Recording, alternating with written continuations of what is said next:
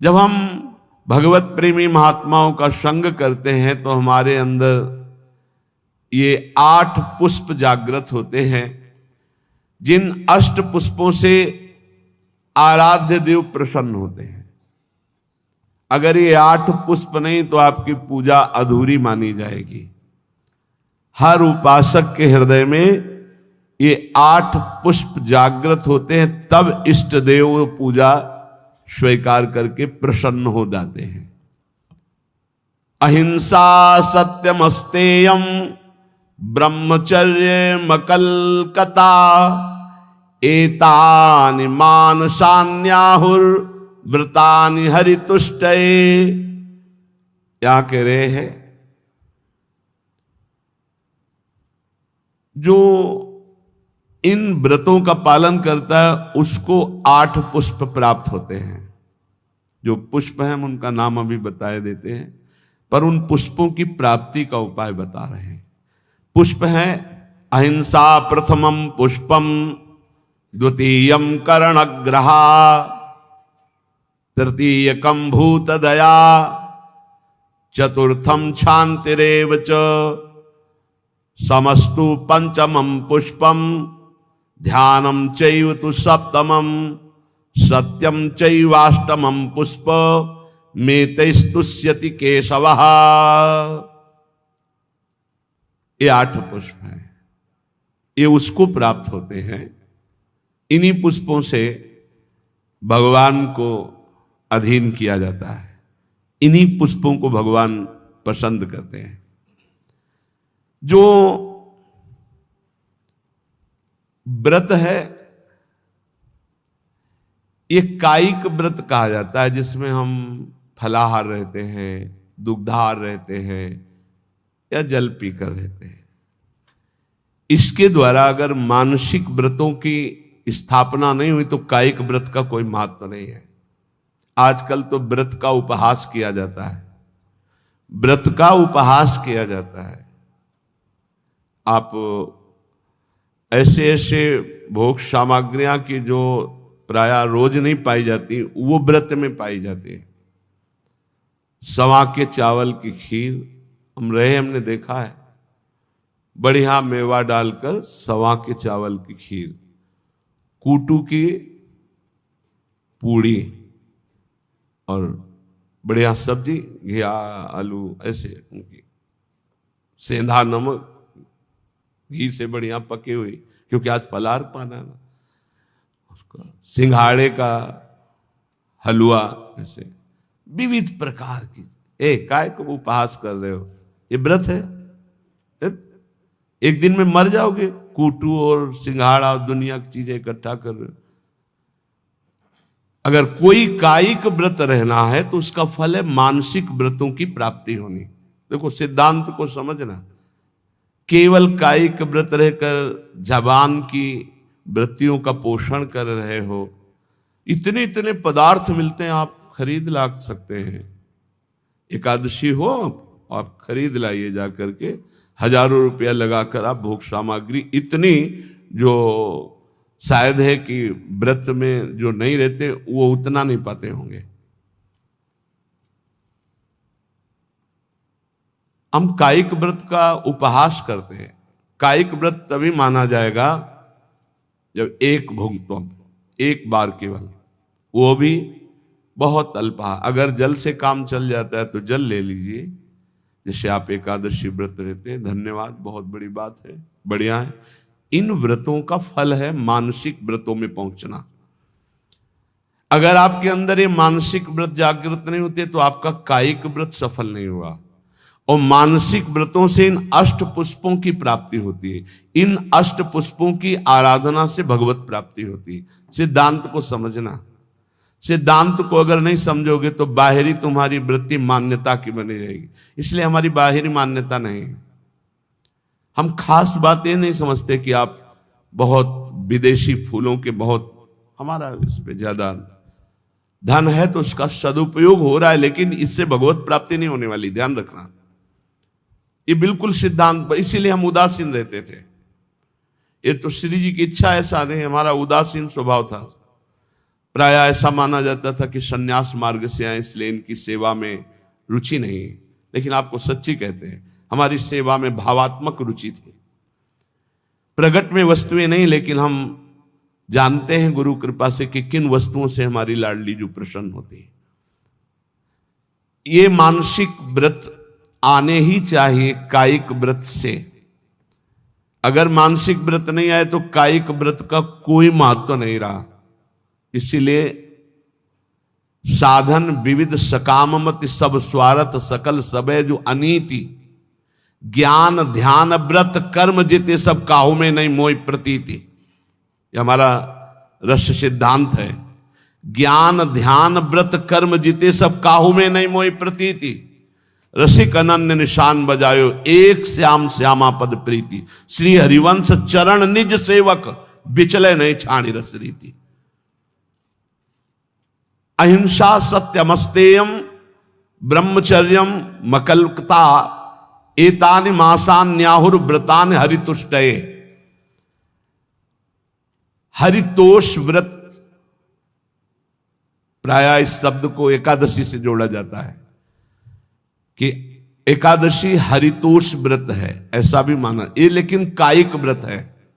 यहां करें हरितुष्टये, बिल्कुल भगवान को प्रसन्न करने के लिए, जिसमें निश्चित प्रसन्न हो जाएंगे। कायिक व्रत का फल है मानसिक व्रत जागृत होना, मानसिक अहिंसा। वचन से शरीर से किसी को पीड़ा पहुंचाना ये तो बात दूर रही, मन से भी किसी को पीड़ा दंड देने की बात हम नहीं सोचेंगे। वाणी से तो बोलेंगे ही नहीं, ऐसी वाणी कभी नहीं बोलेंगे किसी को दुख लगे। शरीर से ऐसी कभी चेष्टा नहीं करेंगे किसी की हिंसा हो, किसी को दुख हो। मन से संकल्प प्राय सब लोग कर लेते हैं, भोगे गए नहीं। हमारा मानसिक व्रत खंडन हो जाएगा। ये बहुत बड़ा व्रत है, इससे भगवान की प्राप्ति होती है। अहिंसा परमो तपः, परम तपस्या है, परम व्रत है अहिंसा। मन से, वचन से, शरीर से, किसी भी तरह से किसी को दुख ना पहुंचाना अहिंसा है। हमको कोई दुख पहुंचाता है हम उसे सह लेते हैं, वो आगे आएगा इसी प्रसंग में। ये बहुत अमृतमय वचन है। यही नैष्ठिक ब्रह्मचर्य में इन्हीं की शिक्षा हुई थी, गुरुजनों से इन्हीं की शिक्षा हुई। इसीलिए बाहरी बातों पर हमारा ज्यादा महत्व नहीं रहा कि अमुक वस्तु प्रभु को भोग लगानी है, अमुक वस्तु प्रभु को देनी, इस पर ज्यादा ध्यान नहीं रहा। ध्यान रहा कि प्रभु की प्रसन्नता होती इन आंतरिक महान लक्षणों से। अगर ये लक्षण नहीं होंगे तो बाहरी, फिर तो बड़े बड़े सेठ लोग, धनी मानी लोग प्रभु को रिझा लेंगे ना, क्योंकि उनके पास बहुत सी भोग सामग्री है। लेकिन कभी कदापि ऐसा नहीं पाया गया। प्रभु को रिझाने के लिए यही पाया गया। पहला है मानसिक व्रत अहिंसा, फिर दूसरा है सत्यम। सत्य कौन है? प्रभु सत्य है। भगवान को सत्य नारायण कहा गया, भगवान को सच्चिदानंद रूपाय, सच्चित आनंद रूपाय कहा गया। सत्य है प्रभु। यदि हम प्रभु का नाम जप कर रहे हैं, प्रभु के चरणों का आश्रय लिए हैं, तो हम सत्य का आश्रय लिए हैं, सत्य का जप कर रहे हैं। यदि संतों का संग करें तो सत्य संग कर रहे हैं। हमारे अंदर सत्य विचार हैं, हमारी सत्य क्रियाएं हैं, तो हमारी वाणी भी झूठ नहीं बोलनी चाहिए। सत्य भाषण है, सत्य संभाषण है, सत्य वार्ता है, वो सत्य है, वो सत्य है। ये मानसिक व्रत हैं। अगर ये व्रत नहीं है तो कायिक व्रत का कोई महत्व नहीं होगा, क्योंकि कायिक व्रत का शारीरिक तप का फल है मानसिक में आना। जैसे प्रगट सेवा का फल है मानसिक सेवा में आना, जैसे देह भाव की क्रियाओं का फल है देह भाव रहित होकर स्वरूप में स्थित होना। ये आंतरिक बातें समझो, सिद्धांत जो परम पद प्राप्ति का है। तीसरा है अस्तेयम, किसी की भी कभी कोई वस्तु ना उठाना, चोरी ना करना। जैसे माना कि मार्ग में तो आपका क्या अधिकार है? आप वैष्णव हैं, बिल्कुल वैसे ही पड़ा रहने दो, या आसपास कोई हो तो अपना उठा लेगा, कोई वहां से निकलेगा पूछेगा तो उसको मिल जाएगा। अगर हम उठा लिया तो हम दूर जा रहे हैं, अब वहां वो लौट के आएगा, वस्तु नहीं मिलेगी, आसपास पूछेगा तो वहां नहीं मिलेगा। हमारा कर्तव्य बनता है हम बिल्कुल उससे निरपेक्ष हो जाएं। अगर हमारी अपेक्षा बनती है तो आसपास जो दुकान है या कोई है तो उसे वहां, अगर कोई नहीं है तो आप वही छोड़ दीजिए, वो लौटेगा तो ले लेगा, नहीं जिसके भाग्य में होगा लेगा, हमारा अधिकार नहीं। पड़ी हुई वस्तु भी हम ना उठाएं। फिर दूसरे की चोरी करना तो हो ही नहीं सकता, चोरी कैसे कर सकता है वैष्णव होकर। अस्तेयम, ए बिल्कुल पकड़ लीजिए, अगर भगवत प्राप्ति करनी है तो कूटू और सिंघाड़ा के आटा से व्रत नहीं होता, ये व्रत होते हैं। ये कह रहे हैं मानसान न्याहुर व्रतानि हरितुष्टये, इन व्रतों से भगवान निश्चित प्रसन्न होकर आपको दर्शन दे देंगे। चौथा ब्रह्मचर्यम, ब्रह्मचर्य, ये बहुत सुंदर व्रत है, बहुत महिमाशाली व्रत है। बड़े भाग्यशाली हैं, बड़े कृपा पात्र हैं जो इस व्रत को धारण करते हैं। हम कह रहे हैं सम्यक रूप से ना धारण करो तो जैसे 15 दिन में एक बार एकादशी रहते हो, ऐसे गृहस्थी में भी व्रत धारण कर लो कि हम इतने दिनों तक ब्रह्मचर्य रहेंगे। फिर संयोग गृहस्थ धर्म के अनुसार भगवान को प्रणाम करके, देवी देवताओं को नमस्कार करके गृहस्थ धर्म की पूर्ति के लिए। अन्यथा अपने पास ऐसे 20 गृहस्थ हैं जिनकी संतानें हो गई और कसम पूर्वक ब्रह्मचर्य रह रहे हैं, हम उनको प्रणाम करते हैं। मतलब बिल्कुल कहीं 100 में 1% भी हमें अविश्वास नहीं उनके प्रति। 100 में ऐसा हो सकता है कि 90% हम कह सकते हैं, 10%, 1% भी नहीं, क्योंकि उनके आचरण और उनकी निष्ठा और उनका समर्पण बताता है और उनका चेहरा बताता है, उनके नेत्र बताते हैं कि वो ब्रह्मचर्य से हैं। बच्चे हो गए, समझ में आ गई बात कि अब हमारा उद्देश्य पूरा हुआ, गृहस्थ का परमार्थ का पूरा करते हैं। और नियम पूर्वक 20 परिवार ऐसे हैं, बहुत सुंदर ढंग से चल रहे हैं। बड़ा मुश्किल होता है इस धर्म का पालन, ये जो मानसिक व्रत हैं बहुत मुश्किल के, और इन्हीं से भगवत प्राप्ति होती है। ब्रह्मचर्य, इसमें महत्व बुद्धि रखने से रहा जा सकता है। ब्रह्मचर्य का महत्व, वीर शक्ति का महत्व जिसके हृदय में जागृत हो गया, चाहे स्त्री शरीर हो चाहे पुरुष शरीर हो, भगवत प्राप्ति के महत्व का प्रकाश इसी ब्रह्मचर्य से होता है। सच्ची मानना, ये जो आपका मन निरुत्साहित हो जाना, शरीर में पीड़ाएं होना, समय से दिनचर्या ना होना, प्रमाद स्थितियों का बढ़ना, कई जगह अंगों में पीड़ाएं होना, ये कई त्रुटियां होती हैं, इससे जो ये परेशानियां आती हैं। अगर ब्रह्मचर्य है तो आप जैसे अग्निमय भूमि पे चलना हो तो कैसे चलेंगे, ऐसी उसकी चाल होने लगती है। इतनी तीव्रता, इतनी उज्ज्वलता, इतनी उसमें चेतना शक्ति जागृत होती है कि हर काम में उत्साह, रात दिन मेहनत करने पर भी कभी थकान नहीं, नींद ना लेने पर भी प्रमाद आलस्य नहीं। बहुत से महान सद्गुण ब्रह्मचर्य में चले। आज के डॉक्टर जन जो शास्त्र को नहीं जानते हैं वो कहते हैं ब्रह्मचर्य छीण करो नरक मिलेगा जैसी शिक्षा दोगे। ये प्रश्न उत्तर देने वाला अगर चूक कर जाए तो नरक मिलता है, ध्यान रखना। ऐसा नहीं कि एकांतिक में प्रश्न जो करे उत्तर मनमानी दे दो तो उत्तर देने वाले को नरक मिलेगा, क्योंकि तुमने जो बोला है वो स्वीकार किया जा रहा है समाज में, तो तुमको अगर ज्ञान नहीं तो उत्तर दे दिया तो नरक मिलेगा। ये बिना शास्त्र सम्मत उत्तर देने वाले, इनकी नारकी गतियां होती हैं। अब आपने शारीरिक संविधान का ज्ञान प्राप्त किया है तो आप भागवतिक संविधान को मानने की चेष्टा करें। आप भागवतिक संविधान का खंडन न करें। आप केवल शरीर के अंगों का ज्ञान प्राप्त किया है कि कौन सा अंग कैसे क्या चलता है, लेकिन ब्रह्मचर्य पर बोलने की सामर्थ्य तुम्हारी नहीं। तुम ब्रह्म के ज्ञाता नहीं हो, तुम शास्त्र के ज्ञाता नहीं हो, तुम डॉक्टर हो केवल अंगों के, शरीर के, बाह्य एक ढांचे के, वो भी सूक्ष्म शरीर के नहीं, केवल स्थूल ढांचे के हो। तो स्थूल ढांचे की आपको सुधार वाली बात बतानी है, कैसे रोग निवृत्ति होती है। ब्रह्मचर्य नाश करना, ये तुम कौन से सिद्धांत से बोलते हो? किस सिद्धांत से? छोटे छोटे नवीन अवस्था के बच्चे तुम्हारी बात मान करके और नष्ट होते चले जा रहे हैं।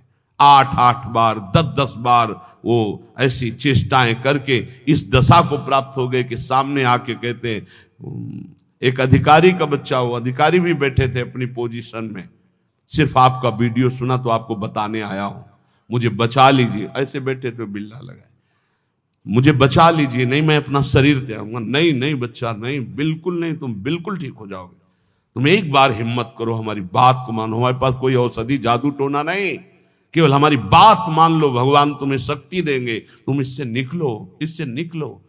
ये ब्रह्मचर्य बहुत बड़ी अमृत वस्तु है, हमारी प्रार्थना मान लीजिए। ये मन जब बहुत, तो भगवान छूट दे देते हैं। देख लो, जब तुम्हें घृणा हो जाए, जब तुम्हें लगे कि नहीं करना चाहिए, तो मुझे बताना, मैं तुम्हें सामर्थ्य दे दूंगा। आपको सामर्थ्य मिलेगी। आप जिस दिन से सोच लेंगे कि वास्तविक मुझे अब अपने जीवनी शक्ति की रक्षा करके भगवत प्राप्ति में ये हमें व्रत रखना है, ब्रह्मचर्य व्रत, अलग अलग ब्रह्मचर्य व्रत है।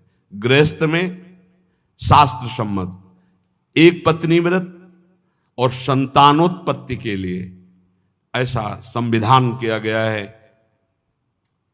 अगर आप उसके विपरीत चलते हैं तो फिर आप व्यभिचार प्रवृत्ति में हैं। परमार्थ में चलने के लिए पूरा अधिकार गृहस्थ का है। ऐसा ना सोचे कि गृहस्थी में होने के कारण मेरा मोक्ष नहीं हो सकता, या भगवत प्राप्ति नहीं हो सकती, या मैं ब्रह्मचारी नहीं कहा जा सकता। कहा जा सकता है। जिसने पाणिक ग्रहण संस्कार नहीं किया तब तक ब्रह्मचर्य रहा, फिर पाणिक ग्रहण किया तो एक पत्नी व्रत, और वो केवल संतानोत्पत्ति के लिए, और जब संतानें हो गई तो ब्रह्मचर्य, वो पूरा जीवन ब्रह्मचारी माना जाएगा। शास्त्र सम्मत बात कह रहा हूं। और वैरागी तो ब्रह्मचारी होता ही है, जो भगवत प्राप्ति करना चाहता है, नैष्ठिक ब्रह्मचर्य। अहिंसा, मन वचन कर्म से किसी को भी पीड़ा या हिंसा न करना। देखो, मच्छर का स्वभाव है वो खून पीता है, भगवान ने उसका स्वभाव बनाया है।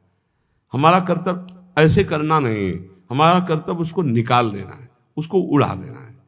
अगर हमारे को बहुत परेशानी, तो मच्छरदानी की रचना भगवान ने कर दी है, आप मच्छरदानी लगा लीजिए, आप उससे बचने की व्यवस्था कर लीजिए, उसको मारने का अधिकार नहीं। ये हम भागवत से बोल रहे हैं, श्रीमद् भागवत में जहां नरकों का वर्णन है, वहां इसका वर्णन है कि जैसे बिच्छू है, सर्प है, मच्छर है, डांस है, खटमल है, इनका रचना ही भगवान ने किया है और इनका स्वभाव ही है। वो ये नहीं जानते कि मैं खून पी रहा हूं तो इसको पीड़ा होगी, नहीं। उसका आहार, जैसे हम गाजर, मूली, ये सब वस्तुएं पाते हैं बड़े स्वाद से, मुझे नहीं पता कि ये जीव है। ठीक जीव वैसे ही वो है जैसे अन्य जीवों में है भगवत चैतन्य शक्ति। आप देखो, मूली है हरी भरी ऐसे, और उखाड़ लीजिए, थोड़ी देर में वो मुरझा जाएगी, अर्थात वो जीव गया, जो मूली में था वो गया। अब वो जीव ही जीव, आहार जीव बिना जीवे नहीं। तो हमारे लिए जो शास्त्र सम्मत है उसे हम बड़े आराम से पाते हो, मुझे पाप नहीं लगता। ऐसे ही जब मच्छर खून पीता है, उसको ये नहीं लगता कि मैं किसी का खून पी रहा हूं, उसको लगता मैं अपना आहार ले रहा हूं। अब उस आहार लेने में हमको पीड़ा हो रही, इसलिए हम उसको हटा देते हैं, उसको उड़ा देते हैं। हो गया उसका तो काम, एक ही में वो उसको तो मारना अपराध हो जाएगा। ऐसे हुआ, मर गया, स्वाभाविक, वो बात अलग है। किसी भी जीव की हिंसा ना हो, यह भगवत प्राप्ति के लिए अत्यंत आवश्यक है। कुछ लोग बोले काल है सांप, नहीं भाई, अगर वो ठीक समय से काटने का समय है आपका, तो आप किसी भी खंड में कहीं भी हो, उसी समय वो वहां प्रवेश करेगा और आपको काट लेगा। और नहीं काटेगा तो हम सेनपुर में रहे हैं, जो शाम टाइम जैसे लोग भ्रमण के लिए निकलते हैं ना, ऐसे सहस्त्रों सर्प, शास्त्र माने हजार होते हैं, कोबरा, पानी वाला, कैसे पैथन, मोटे मोटे जो अजगर टाइप, कितने सांप, कोई केली कर रहा है, कोई हुस्कार रहा है, कोई टहल रहा है। इतना भारी जंगल, जिधर जाओ उधर सांप ही सांप।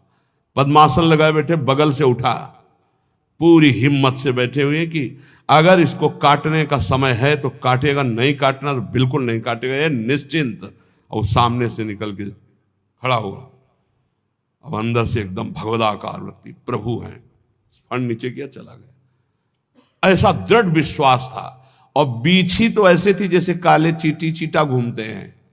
ये हम जब कभी कोई सैनपुर का आवे, तिवारीपुर गंगा के किनारे, तो पूछ लेना, वहां दोपहर के समय भले कोई गंगा नहाने चला जाए, नहीं वहां दिन में सुबह और शाम तो कोई जाते नहीं था, रात्रि में तो केवल 2 लोग रहते थे, एक सिद्ध पंजीरी बाबा और एक अपले वहां, तीसरा कोई। दोपहर के समय वहां भले कोई आ जाए, सुबह शाम वहां इन जीव जंतुओं की ऐसी बाहुल्यता, कभी भी ऐसे टच नहीं किया, कभी नहीं टच।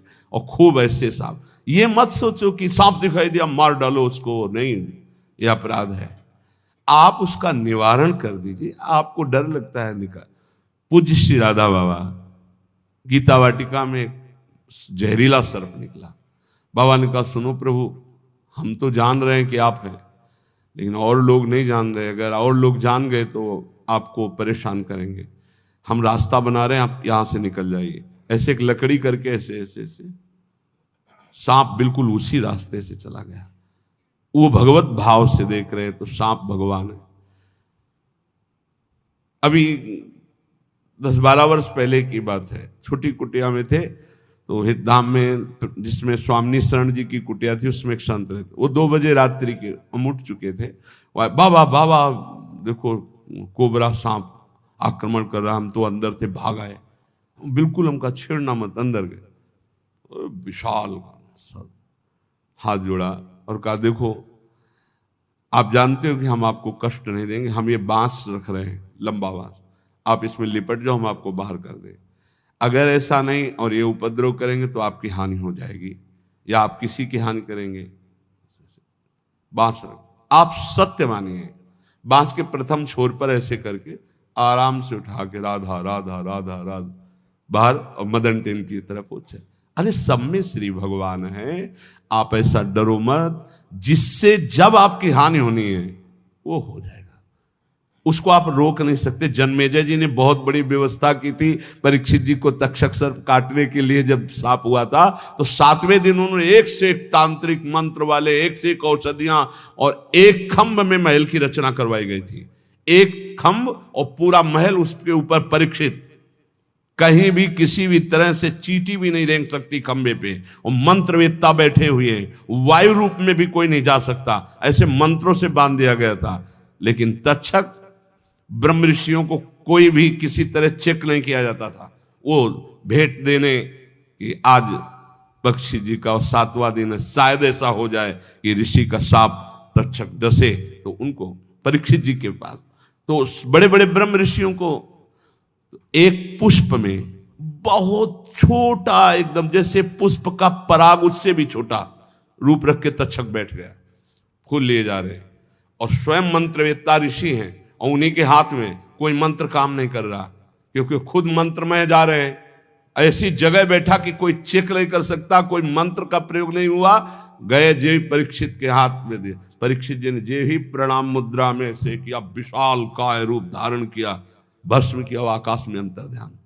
भावी को कोई मेट सके ऐसी बात, जो होना है वो होगा, जो नहीं होना नहीं। तो हम किसी की हिंसा ना करें, हम सदैव सत्य स्वरूप प्रभु का नाम जप करें, सत्य भाषण करें, सत्य आचरण करें, चोरी किसी की ना करें, अस्ते चोरी ना करना, और ब्रह्मचर्य ये बहुत अमृतमय है। जहां तक हो सके भगवान की कृपा से इसको धारण करो। बहुत समाज की हानि इस ब्रह्मचर्य व्रत के ना रहने से हो रही, बहुत हानि हो रही।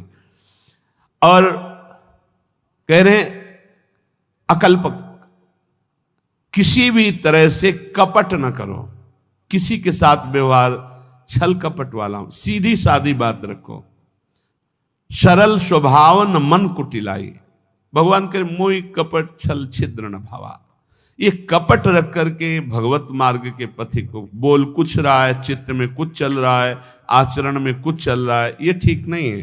जो बोल रहे हो वही आचरण में, वही आपका चरित्र है। मन, वाणी और शरीर एक होना, ये निष्कपट भाव कहा जाता है। ये सरल भाव। भगवान कह रहे मोहि कपट छल छिद्र न भावा, यहां कह रहे हैं कि निष्कपट भाव ये महान व्रत हैं। ये 5 जो व्रत धारण करता है वो और कोई व्रत करे ना करे, निश्चित भगवत प्राप्ति रूपी अष्ट पुष्पों की हृदय में जागृति हो जाती है। अहिंसा सत्यमस्तेयम ब्रह्मचर्य मकलकता एतानि मानसान्याहुर व्रतानि हरितुष्टे। कह रहे हैं कि जो कायिक व्रत है, एक भुक्तम तथा नक्तो मुपवासो मथाचितम, जो 24 घंटे में एक बार केवल भोजन पाता है उसे व्रतधारी ही कहते हैं। भले वो अन्न पर एक बार, कोई भी व्रत की पूर्णता एक बार पा, अगर 2 बार 3 बार तो व्रत नहीं माना जाएगा। नहीं, सुबह खूब आधा लीटर पौन लीटर दूध में चाय की पत्ती डाल के, आज एकादशी है ना, आज अमुक व्रत है ना, और वो लिया। फिर 10-11 बजे फल फ्रूट और सब ये खूब दबा के, और 4 बजे फिर, और फिर 8 बजे रात्रि के। इसमें न मतलब है ना कि तुम्हारा व्रत है, कोई व्रत नहीं है, कोई व्रत नहीं तुम्हारा हुआ। अगर आप एकादशी व्रत हो तो 24 घंटे में एक भुक्तम तथा नक्तो मुपवासो मायाचितम, अयाचित भाव से विरक्त को और धर्म पूर्वक कमाए हुए अर्थ से गृहस्थ को एक बार, व्रत हो तो किसी का दिया हुआ पानी भी मत पीना, नियम है। गृहस्थ हो तो आज तुम्हारा व्रत है, किसी का पानी नहीं, फलाहार की तो बात जाने दो। अपने घर में जो कुछ आपको मिल जाए वो एक बार 24 घंटे में अगर व्रत पूरा करना है तो एक बार, जल भले 2-3 बार ले लो, लेकिन खान पान का कोई भी सामग्री फलाहार या दुग्धार एक बार करो तो व्रत माना जाएगा। वैसे अगर 24 घंटे में एक बार अन्न पाता है तो व्रत वाला ही कहा जाएगा, उसका व्रत ही माना जाएगा। ये शास्त्र एक भुक्तम तथा नक्त मुपवास मयाचितम, अयाचित भाव से एक बार जो प्राप्त हो गया उसको शरीर, एक बार से प्राणों का पोषण अच्छा हो जाता है। जिनका भगवत कृपा से अभ्यास बन जाए तो देख लो, लेकिन बहुत ही कठिन है जिनका बाल भोग सुबह से हो चाय और बिस्कुट और नाश्ता, और फिर दोपहर में, फिर शाम के 4 बजे चाय नाश्ता, और फिर 8 बजे भोजन। तो शरीर पोषण 14 बार करके कोई भगवत प्राप्ति के मार्ग में चले तो भाई प्रणाम है। वैसे पीछे तो ऐसे नहीं चला गया, पीछे तो ऐसे हमने नहीं देखा किसी महापुरुष को कभी ये चाय नाश्ता का तो कोई सवाल ही नहीं। यार ये 24 घंटे में कभी कुछ मिल जाए तो बड़ी कृपा। एक भुक्तम, बहुत बढ़िया भजन होने लगेगा, देखो करके देखो। और जिसको कब्ज होने लगे तो आंवला मंगा लो, भोजन के साथ आंवला की गुठली जो वहां, हाँ टेंडी जो क्या हाँ जो भी भैया मैं तो शब्दों का, वो पंसारी की दुकान में मिल जाता है। 4-5 ऐसे फुला लो, ऐसे रोटी के साथ ले लो। कभी हम तो कुछ मिलता ही नहीं था तो इससे वर्षों कटा है, सब्जी ही नहीं, वर्षों ऐसे रोटी मांग ली उसी से पा लेते। कब्ज नहीं बनती। साधु को कब्ज पर ध्यान देना चाहिए, कब्ज होने पर फिर प्रमाद स्थितियां आती, भजन में बाधा पड़ती है। रात्रि में तो उपवास वाले को कुछ लेना ही नहीं चाहिए। संध्या काल में, मतलब संध्या के पहले 4 बजे के लगभग एक बार ले ले, 24 घंटे रात दिन भजन, तब तो उपवास। इत्येवं कायिकम पुंसाम व्रत मुक्तम नरेश्वरम, एक बार अन्न का उपयोग कर ले या एक बार फलाहार का उपयोग, 24 घंटे में एक बार। बोले ये कायिक व्रत कहा गया, ऊपर मानसिक व्रत कहा गया। अगर कायिक और मानसिक व्रत किया जाए तो ये पुष्प प्राप्त हो जाते हैं। प्रथमम अहिंसा पुष्पम, इससे बिल्कुल प्रियालाल की सेवा बन जाती है और बहुत जल्दी प्रसन्न हो जाते हैं। अहिंसा पुष्पम, किसी को मन वचन से दुख न देना। द्वितीयम करणग्रहा, करण अंतःकरण और इंद्रियां, इनका जो आग्रह होता है विषयों की तरफ जाना, उनसे हटा करके प्रभु में स्थित करना, अंतःकरण इंद्रियों को प्रभु में स्थित कर लेना, ये दूसरा पुष्प है। फिर तृतीयम भूत दया, जीवों पर दया की भावना, ये तीसरा पुष्प है। चैतन्य महाप्रभु ने श्री सनातन जी को उपदेश किया था, नामे रुचि, वैष्णव सेवा और जीवे दया। जीवे दया, नामे रुचि, वैष्णव सेवा का इससे बढ़कर और कोई उपदेश नहीं। तीन बातें। जब किसी को दुखी देखा जाए तो अपने चित्त में दुख आ जाना, कैसे इसकी दुख की निवृत्ति करूं, ये वैष्णव हृदय होता है, ये भक्त हृदय होता है। इससे भगवान बहुत प्रसन्न होते। दूसरे को दुखी देखकर द्रवित हो जाना, भले हम नहीं निवारण कर पा रहे, पर हमारे हृदय में पीड़ा है कि कैसे इसके दुख का निवारण हो।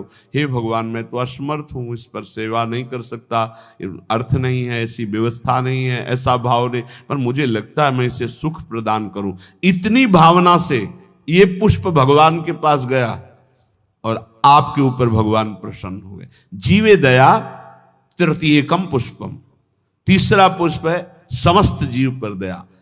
चतुर्थम शांतिरेव च, चौथा पुष्प है शांति। शांति की व्याख्या की है, जो हमको गाली दे, अपमान करे, तिरस्कार करे, उसमें शांत रहना, बिल्कुल कुछ न बोलना, इसे शांति कहते हैं। और शांति कहते उसमें उसके मंगल की भावना करने लगना। करत जे अनुसहन निंदक तिन्हों पे अनुग्रह की, हे भगवान इनका मंगल हो, इनको ज्ञान नहीं इसलिए निंदा कर रहे हैं, अपमान कर रहे हैं, तिरस्कार कर रहे हैं। हे नाथ, इनकी बुद्धि शुद्ध हो, ये स्वस्थ रहे, इनको कभी कोई शारीरिक, मानसिक या वाचिक दंड ना पहुंचे। नाथ, इन पर कृपा करो। ये हृदय में ये पुष्प, शांति रूपी पुष्प, ये भगवान को प्रसन्न कर लेता है। समस्तु पंचमम पुष्पम, सम कहते हैं इंद्रियों का उनके विषयों से विलग करके, जो शब्द स्पर्श रूप रस गंध में इंद्रियां लगी हुई, उनको अलग करके भागवतिक शब्द स्पर्श रूप रस गंध में लगाना, इसे सम कहते हैं। और समस्त पंचमम पुष्पम, सम के अंदर दम भी आ जाता है। दम कहते हैं मन को इंद्रियों के अधीन न करके उसे सावय मना कृष्ण पदारविंदयो। तो आगे आया ध्यानम चैतु सप्तमम, जो ध्यान है प्रभु का, आराध्य देव का। राधा वल्लभ लाल को हृदय ध्यान मुख नाम, बहुत बड़ा ये पुष्प है, इसी से भगवान बहुत जल्दी प्रसन्न होते हैं। और सत्यम चैवाष्टमम पुष्पो मेतैस्तुष्यति केशवः, इन 8 पुष्पों की पूजा यदि नहीं तो भगवान की पूजा नहीं मानी जाएगी पूरी। इन 8 पुष्पों से होगी। अहिंसा